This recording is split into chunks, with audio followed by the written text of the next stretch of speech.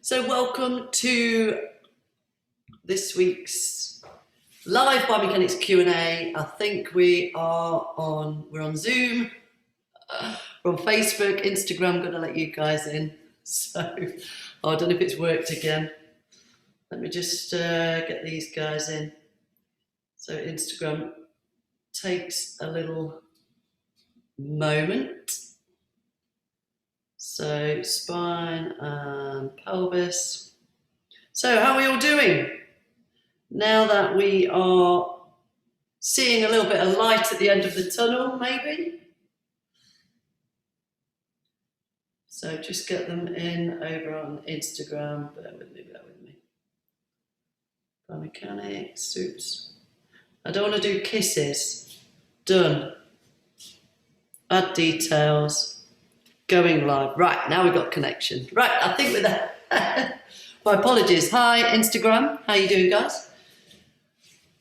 So we'll give it a couple of minutes, just let a few people check in across the platforms. Facebook, let me know you can hear me. Susan, you can hear me. Brilliant. Instagram. Tati, can you hear me? I think we're there. So we've actually got 5 questions this week. I thought they were trailing off, and then suddenly we get a burst of questions through. How you doing, Raymond? So feel free to ask questions at any point. Alessandro, how you doing?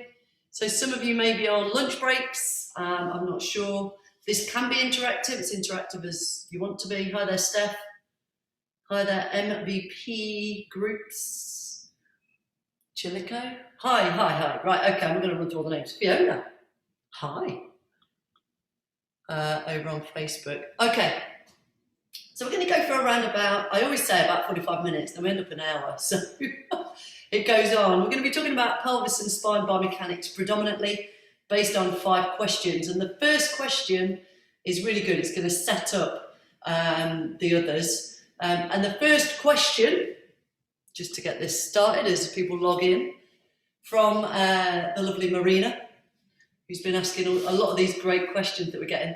How do you determine when researching online that the source of information is legit? So there's a real simple answer to this. You research the source. And what I'm going to do is talk about some of the sources I have used. Resources, sources, that's not source like ketchup, that's source like where we gain information from. And I strongly advise, it's very easy, isn't it, on social media, you just hit a button, and there's me speaking, and you have a little listen, and you think, nah, and you log off. But you might have heard a snippet of something I said, and it isn't into context, or you don't know me, you haven't checked me out, and you're thinking, is she really legit? Who is this woman? And it's the same when we're doing research. We're all on a million miles an hour. I remember last March, we were all slammed onto the pause button. But I think we need to be careful and mindful that when we are absorbing and taking information from different sources, to understand the source. This is a big contention of mine, and it's the reason why I don't get into debates on social media, because I feel like a real good professional conversation needs to come from a place where we can challenge, we can provide evidence, and we can come from either a place of experience, and I'll always try and say what's my opinion, or point you to good sources. So it's a really good first question, Marina, who's over on Facebook over there. Really good start point, and it's going to sort of feed in, if you like, to your other questions. So how do you determine when researching online that the source of information is legit? Some of your best sources for a lot of the data and the research are medical journals. Now, often they will require payment or membership. And so having a friend who's a clinician who can go and find you some information is great. There are papers, you can find portions of papers online. PubMed, science journals are usually good sources. It depends on and this is going back to Marina's question. It depends on what you're researching, where you go, and what would be a legitimate resource. So the .gov website is the best resource if you want to know how many people you can train face-to-face or not. Don't ask social media. We all have the same information, and it filters down from the .gov website to organisations like SIMSPA or STA or other regulating bodies who then filter out what we maybe are lazy at reading through on the .gov website. .gov website is the most up-to-date source. If you want to know what the recent restrictions are, or the most up-to-date restrictions are, for example, if it's about biomechanics, find a really good research resource, and the PubMeds is a strong one, I think, that a lot of people talk about, and do what Marina's doing and ask people you trust. Have you got any valid research? Be careful about cleverly presented documents that are based on opinion and expertise. If you want an opinion of somebody who's been around a while, it can still be a valid piece of information, but understand where things are an opinion based on because I have a cognitive bias.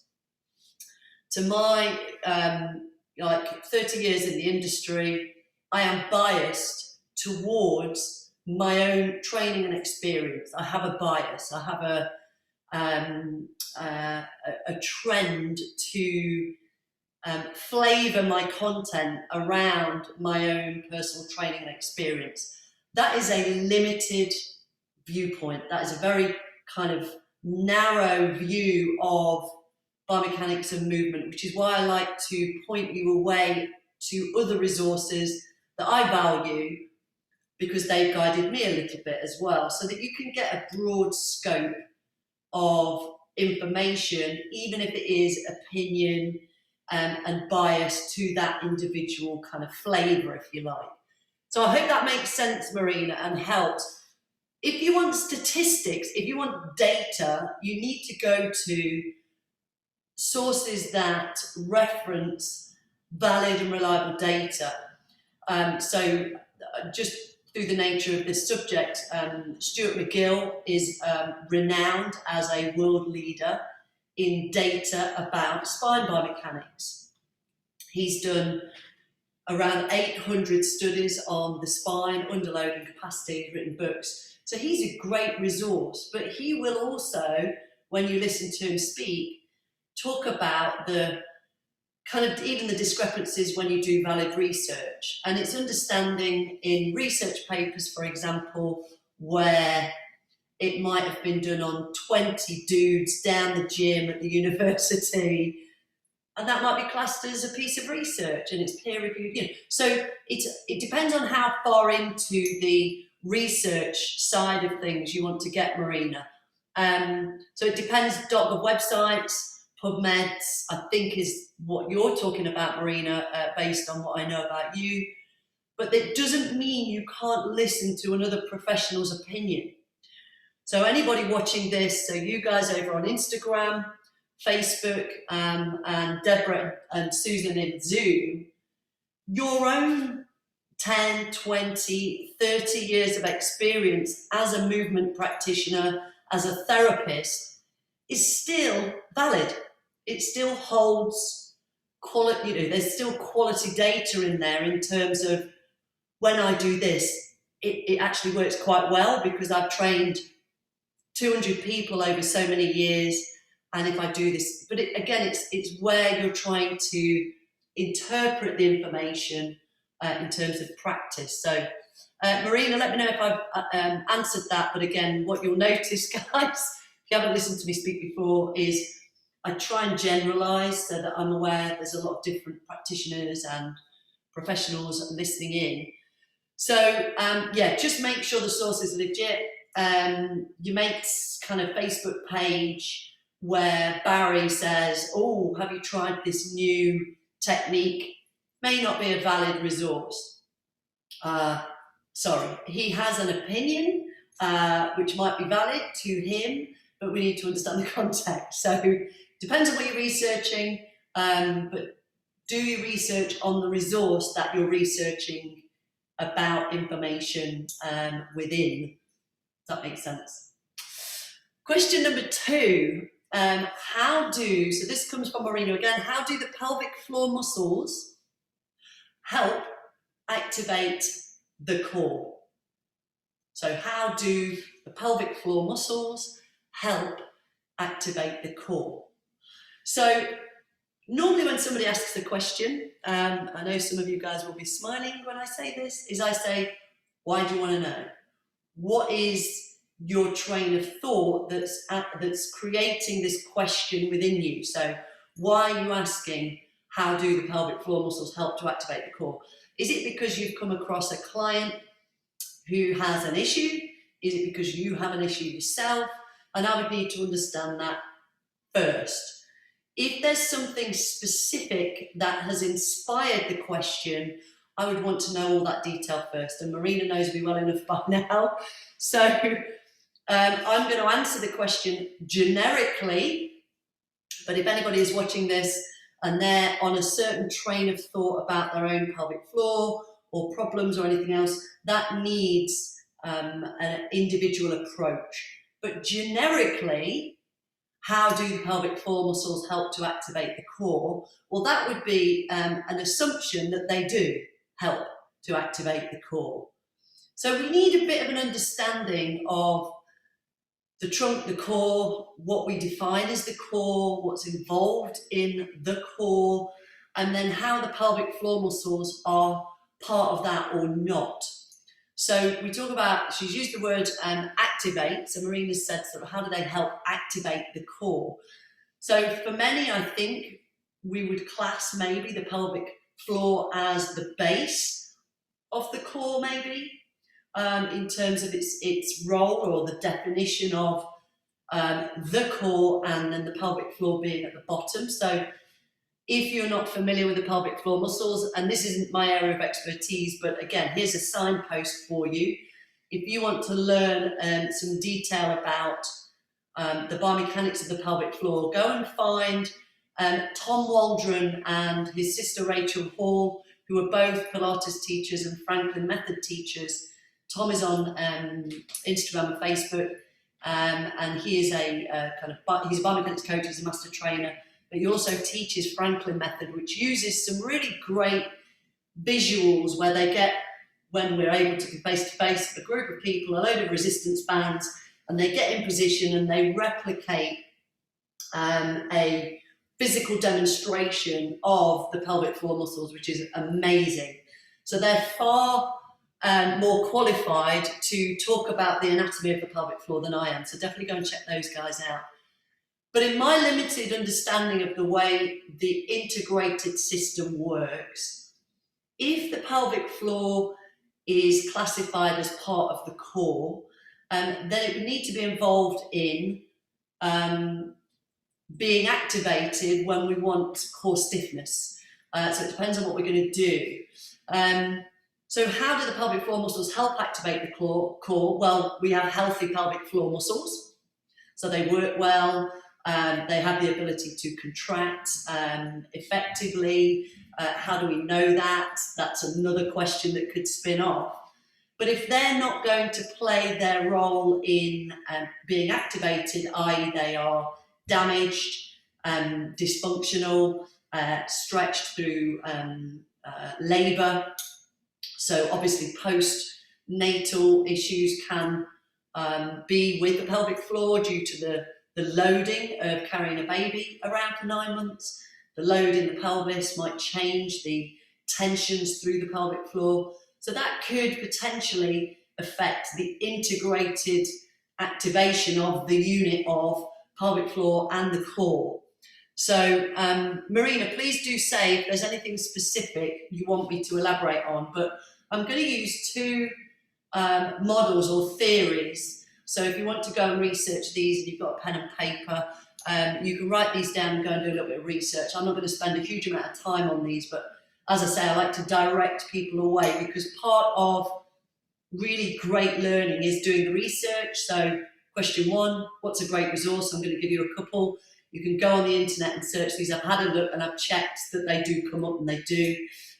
So number 1 would be Bergmark's model of stability. It is from 1987. However, when it comes up, what you'll see is it's still quite a valid way of thinking about this question of the integrated system intrinsically. So Bergmark's model, he uses a visual representation of stability in terms of a flat sort of layer with a yellow ball on top, then a domed layer, then with sides, almost like increased stability on a visual representation of the yellow ball being your spine, for example. And if it's not got anything around it supporting it, you generate force, it's going to fall off very easily. Coming right up to the other end where all of your core muscles are around that yellow ball or the spine, it would be more stable. So it's just a visual, really simple visual representation. So if your pelvic floor is part of that stability model and it's not contributing, it might limit our client's ability to engage the core as an integrated system. So they may be able to perform movements, but they could be uncomfortable, they could be altered, or down the line they could become uncomfortable, or there may be indications of something not being right. So obviously checking, have they had a baby recently, or did they have problems with pelvic floor through labour? So understanding that. Or there are other things that can create problems in pelvic floors. So men do experience pelvic floor issues. And again, I want to point you towards Tom Waldron and Rachel Wall to go and look at that, because they are definitely far more qualified in it than I am. So Bergmark's model, again, a visual representation. And then Panjabi's theory, which was, I think it was 92. And he talks about passive, active, and neural contributions to stability. So when, again, thinking about the core, the pelvis, the pelvic floor, and everything that contributes, passive might be classed as the spine and the pelvis. Active could be the muscles, i.e. pelvic floor and the core muscles. And then neural, obviously, is the nervous system. So if any of these are problematic, then that could limit the activation of the core. And so I'm just trying to talk around this, Marina. Do let me know over on Facebook if I've kind of helped you understand how to work out the answer to your question. So how do the pelvic floor muscles help to activate the core? Well, they are part of the integrated system.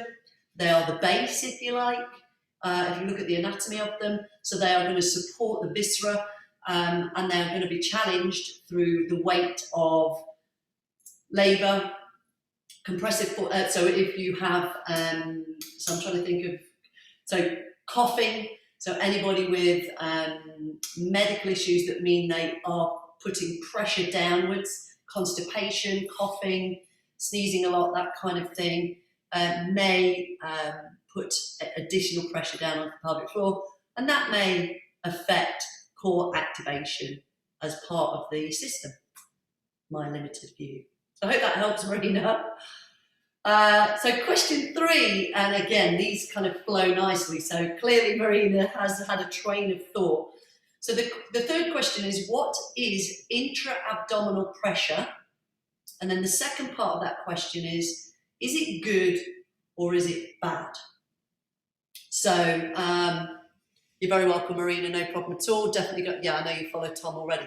So I did some research to find a definition for intra-abdominal pressure to come from a place of better accuracy. So, or how I felt it might be better. I'm not so much of a wordsmith. So I went to I found a PubMed article in 2016. There's a research paper in there that defined intra-abdominal pressure as the steady state pressure concealed between the abdominal cavity and resulting from an interaction between the abdominal wall and the viscera or the organs. So that's a definition from PubMed, was the source I found. I have got the links if you want them, by the way, but just go and Google it, you'll find it. It can be measured clinically. I think you would probably need equipment to be able to do the actual measurement of it, and the measurement can identify if there is a risk. So in our training, or in exercise professionals training, we talk about people who have high blood pressure, that whole Valsalva effect when we're doing getting down on the floor, doing bracing techniques, to understand a bit about intra-abdominal pressure. So intra-abdominal pressure can be a good thing, but it can also be an indicator, or whatever the measurement is. And I'm not trained in those measurements, so I can't help there. So you'd have to do your research. It can identify risk as well. So an elevated, and again, this was from the research online, elevated intra-abdominal pressure can come along with, so that's when it's increased, sepsis, pancreatitis, major burns, or even acidosis, or excess fluid. Now that makes sense, that those kind of issues could increase intra-abdominal pressure, and that's not a good thing. You don't want sepsis, pancreatitis, acidosis, burns, things like that. They're not good. So that's when it's not great.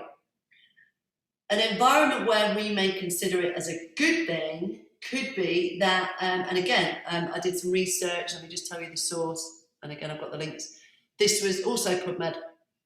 And this is where there's a lot of debate around weightlifting, using a weightlifting belt to help create intra-abdominal pressure to do a 1 rep maximum lift, for example. So that's when intra-abdominal pressure is required to protect pressure around the discs and to increase the safety of doing a very heavy lift, because it can potentially reduce the compressive force going onto the discs. So again, I'm not going to go into the detail. These are not areas that I've done huge amounts of studies in, so I can't give you stats. But in response to Marina's question, what is intra-abdominal pressure? It's the pressure inside the body. And so we need to understand that, if it's a good thing or if it's a bad thing, both of which it can be, Marina. It's bad when it's increased due to ill health and some of these kind of conditions, or it can be good in a weightlifter. So, well, saying it's good, is weightlifting good for you? So, is a 1 rep max a really good thing for us to do? Maybe not, but let me just kind of open the thinking up there. And think about if you had to lift something heavy at home, like you want to hoover under the bed, or you want to lift a sofa, or have you ever moved a mattress up and down stairs? You kind of need a bit of a ready, and you do your countdown. You may need a bit of bracing or intra-abdominal pressure to keep a stiff spine to move heavy things around the house. Again, that depends on who you are, what you're trying to achieve, but most normal healthy adults may require some degree of intra-abdominal pressure to stiffen through the body and enable them to move heavy stuff. So I hope that helps again, Marina, on that question. And again, it's from my limited view. So again, pointing you towards looking at where you can go and find information, but a simple response to Marina's question. Question number 4 from Marina again. Can't wait to get in the classroom, Marina. But this is great for those listening if they have the similar questions. So, question 4. Can a rotated dysfunctional pelvis prevent the pelvic floor and core muscles from contracting? So this one is a really good one in terms of it kind of feeds back into quite a few of the things that we've spoken about.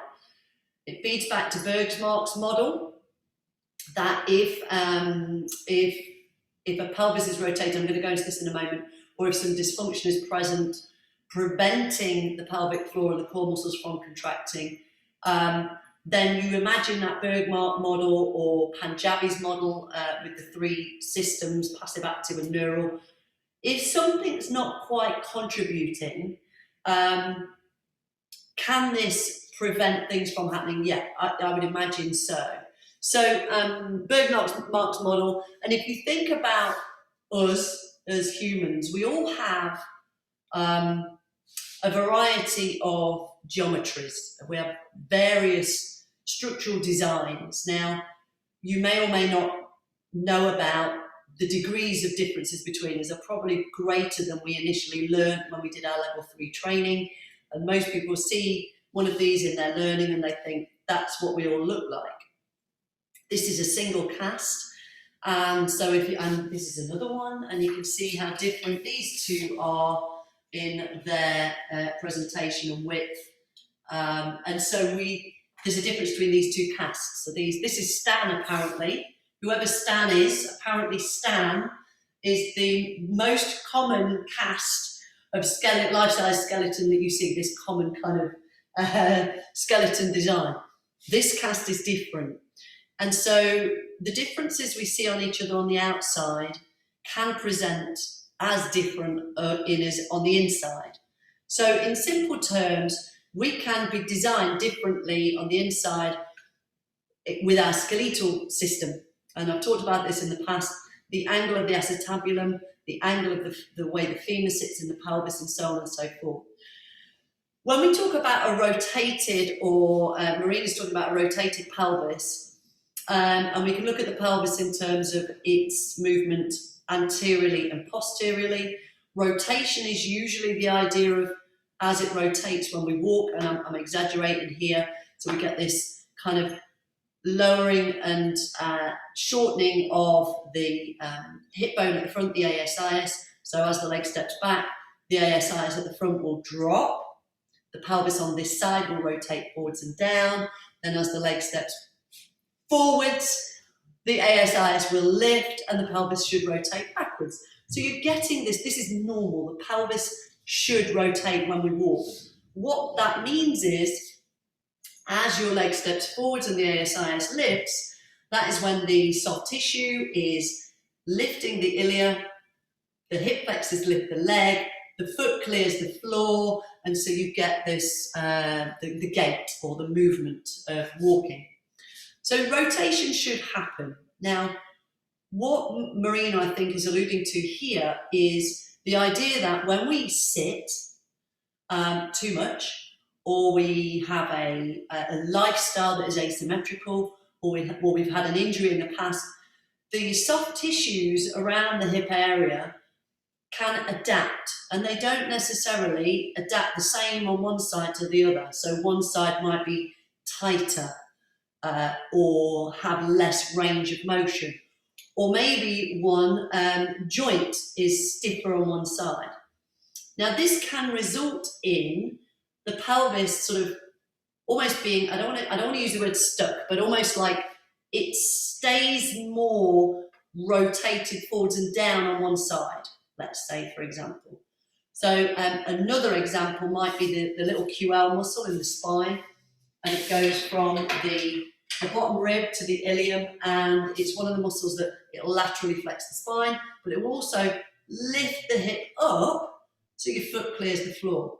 Now that little muscle can create a visual hinge in the spine when it becomes problematic or dysfunctional.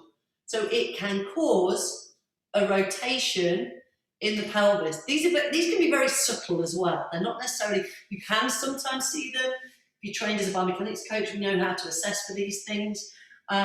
Sometimes when things don't quite look level, is that a geometry that we're born with, or is that a soft tissue adaptation, which is, I think, where Marina's question comes from. So I'm going to assume that that's what Marina means, because she says dysfunctional pelvis. So dysfunction is when QL's got tight, the hip muscles have adapted because we're sitting too much. It means that the pelvis is then rotated. So even when we're walking, it doesn't quite go back to its natural, normal, dare I say, position of alignment. And so these adaptations mean that it's going to affect potentially the integrated system. We go back to Bergmark's model and Punjabi's model of the osseous structures of the joints, the active structure, the passive joint structure, the active muscular structure, and the neural structures, and how they interact about tone. And so could that prevent, the question was, pelvic floor and core muscles from contracting? If a movement requires the pelvic floor and the core muscles to contract, they will contract, but they may not produce the same line of pull if the pelvis muscle bones are rotated. Then the line of pull may be altered. So it could be quite subtle, Marina, and it could change movement. It might not, but it might over time present in what we do as a biomechanics coach, an assessment where the 4-sign test, they're higher on one side in the pelvis, or we look at the QL and they have a hinge. And then what we can see is that maybe that rotated pelvis, that dysfunction is going to alter, Bergmark's model, the degree of stability around the spine. Now, for a short period of time, that may not be a problem. I'm sure it wouldn't be. But if we ignore it, or if it's not addressed, over time, the compensations can become enhanced. And that's when the system will start to potentially complain. And it may be they get back pain, they may get hip pain, they may get a shoulder niggle, they may get a knee problem, they may get a combination of these. And that kind of distracts us from the actual bit that's not moving well, because the discomfort is indicating another part of the body. This is the beauty and the frustration of the biomechanics of the human, is how the pain system or the sensory system, because it is linked through the whole body, can actually direct us in the wrong direction. When your shoulder hurts, it's coming from the pelvis. So, can a rotated dysfunctional pelvis prevent the pelvic floor and the core muscles from contracting? Probably not, but in terms of your questioning, could it affect movement? Yes, probably. Could it affect quality of movement? It might do. Could it create pain or complaints? Yeah, it might do. The question is, do we want to address it? Yes, probably. If it's not, natural structural design. So we are all probably a bit asymmetrical on the inside. How much that affects the way we move is indicative of how, it depends on how different you are in your design. So there are things, I spoke about them previously, like your femoral anteversion, retroversion, coxa valgus, coxa vera, and it's just your natural design of the angle of the femur, the shaft of the femur, the neck of the femur, and its relation to the acetabulum. That can change the way you move, but if it's your design, it's your design. So our primary goal should always be functional movement over alignment and precise positions. They kind of go together, but the number one goal is functional movement, because we cannot change if you have different length ASIS. We can't alter that. The question is, well, how do we know? And we don't, other than learning how to assess the body. So just to kind of elaborate onto that, understanding when we're training clients, if the goal is to run, then they need to run, but understand that if they only run, then the body can adapt to that movement, because that's all you're doing. So we need to sustain variety in our movement, or our client's movement, to keep the quality of the intrinsic structures, the tissues, the muscles, the nerves, the joints, through all planes and actions. Because if you're only strong or only training running, that's a very sagittal sport, and you can lose the ability if you need to change direction, or you're moving around your house, and it's usually those times when you're doing, picking up a feather, when your back goes, that kind of idea. So variety is absolutely key. So I hope that helps, Marina. Okay, so the final question, great question, Susan. So what is sacralization, and what intrinsic biomechanical issues could or can arise as a consequence. So I went and did some research. Sacralization is defined as a fusion of the last vertebrae, or L5, into the sacrum. But there's a set of types, and I think this is, to Susan, who I know will understand this, that is a given. It's not going to be everybody who has sacralization. L5 is just fused to the sacrum. The different types are the kind of levels of sacralization where, and my understanding is it occurs around week 8 in the embryo as the spine is going into this ossification phase. There are a variety of papers that I found that talked about percentages of population who present with sacralization, but this is, again, it's just a normal anomaly. Normal anomaly is a contradiction, isn't it? That's like a paradoxical statement there. There are all these anomalies inside us. The question is if it's a problem. And I know Susan can ask me this at any point if that's what's raised the question, which is what it usually does. But I think it was back in the 1917 or something, there was a guy, a Bertolotti guy, who first sort of talked about the syndrome. It's called Bertolotti's syndrome, I think his name was. And then there's been reviews since then about the presentation, and it's typed into, I think it's 4 categories, which might depend on how many millimeters of the L5 is fused to the sacrum. It's also whether it's fused on both sides or one side or a combination of those. And again, it's not my field. So the question is, can this affect us? Well, if a joint that in most people moves is fused, then yes, of course, it could affect movement. It may not. And sacralization, where you have a fusion at one joint of the spine, could present with, or the client could present with some back pain. It doesn't mean you will get back pain. And there are people who don't have it that get back pain. But if a client is symptomatic and they have sacralization, it can result in things like your kind of bursitis, differences in the way they move or test. So if you're asking them to move through certain directions and you're monitoring a symmetry of ranges, then it could alter that. But without knowing the detail of their type of sacralization, we don't know how much that's going to play in. So I know that Susan is a biomechanics coach, so I know that we can have a conversation in more detail around this. But I think from my limited research, I only found that there were 43 cases of surgery on sacralization. So it's one they generally, it sounds like they kind of leave it alone.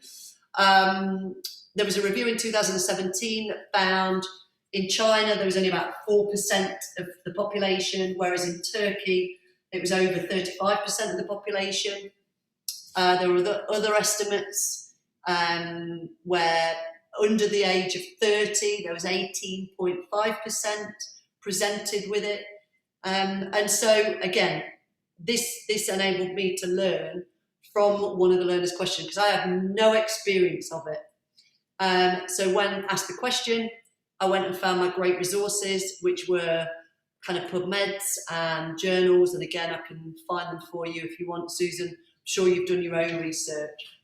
But in my simple brain, when trying to understand how to help a client who has maybe been diagnosed, and you'd need to be x-rayed, I imagine, for something like this to understand if you have sacralization.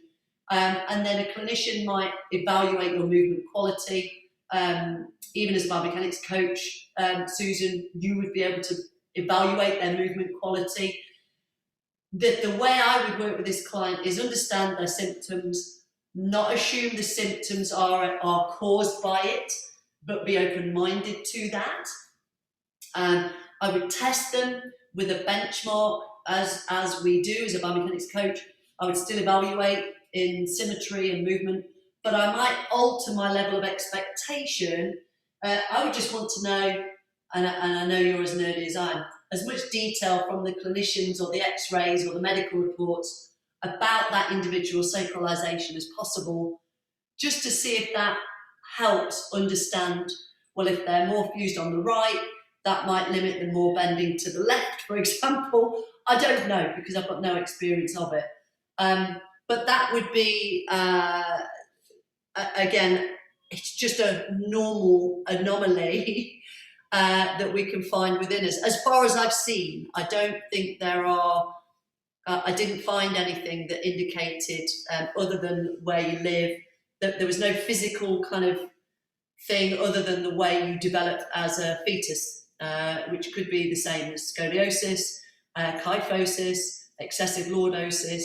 So where you have a structural deformity out of the norms within your bones, your design from birth. So I'm imagining you had a client, Susan, and if you want to chat afterwards, then you can do. But that was from my limited research, because I'd not come across it. But it makes sense. It does not surprise me that there is a condition that they call sacralization, and where you're getting this fusion with the last limb vertebrae. I think I've got to let my doggy in. He's shouting at me. Can you hear him? Come on, man.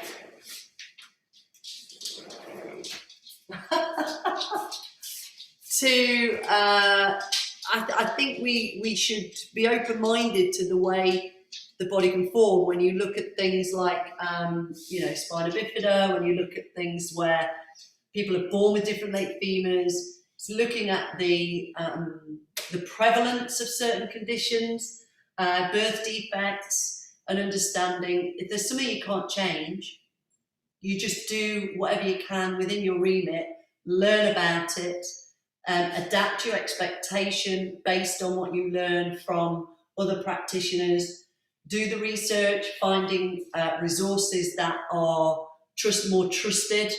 But again, when I did the research into this, I found several different resources. So I'd want to go back and spend time checking those out, doing a comparison, collect this data, print it off, put it in a file. I'm a paper and pen girl.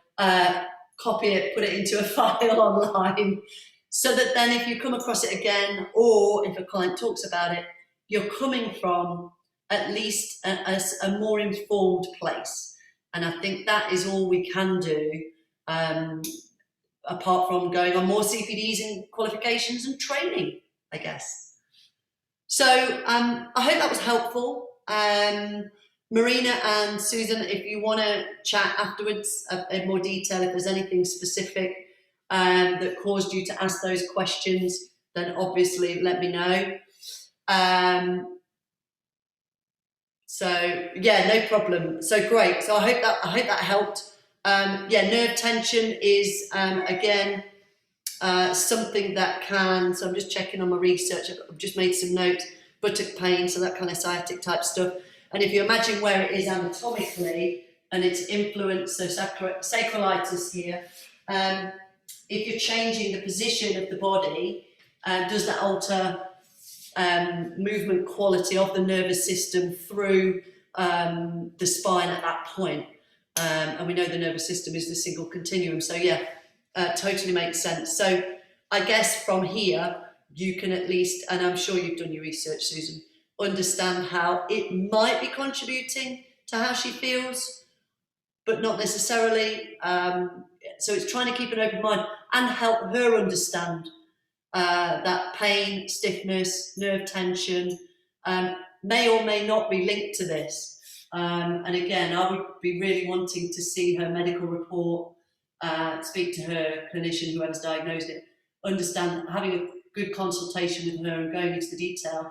And it's helping clients have confidence to know you're not the only one. And there are things we can potentially do. We're going to improve the quality of movement everywhere else. We cannot make that joint move normally to some degree because of you have a fusion. However, if we take pressure off it above and below, that could then result in you feeling better and moving better. So I guess that's it. She is right. Okay, I can imagine. And I think this is another key point. So Susan's just sort of talking about, she's very sagittal plane focused.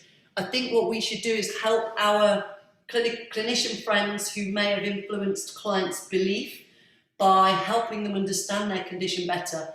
And the better she can understand it, what it means, what it doesn't necessarily mean. And I think sometimes these kind of things are classed as medical conditions, which they kind of are, particularly if they present with symptoms. But actually, from a biomechanical perspective, if we can improve your movement quality everywhere else as much as we can, because if she's afraid to move in the frontal plane or transverse plane, that alone may start to create more stiffness. So it's instilling confidence in our clients, even with these kind of types of conditions. She's in great hands, Susan. Do your stuff. Let me know how you get on. Okay, that's it, guys. If we're still in lockdown next week, I will still be here doing this next week. I have had one question. I'm just asking him to elaborate further on it. Otherwise, listen, have a great week. Stay safe, guys. See you on the Facebook page. Go to Facebook, Biomechanics Q&A group. That will carry on after lockdown because these lives are just during lockdown. Instagram, take care. See you soon. And Susan, Deborah, take care. You're very welcome, guys. See you soon. Facebook,